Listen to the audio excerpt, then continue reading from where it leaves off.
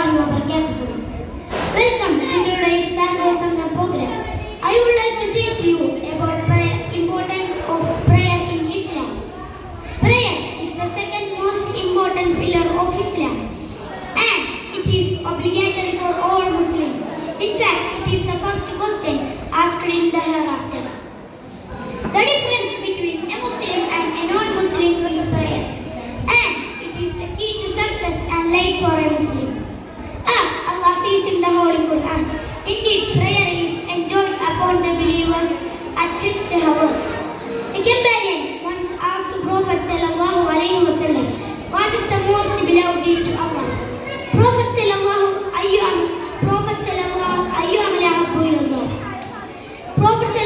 wasallam replied, "As-salatu ala waqtiha."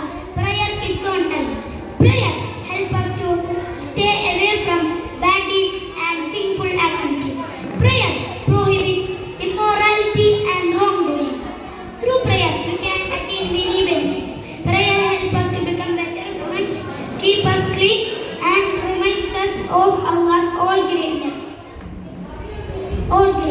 If a person dies without performing prayer, they will be the last of hell.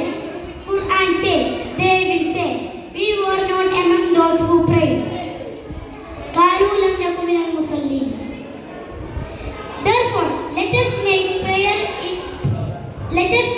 priority in our lives.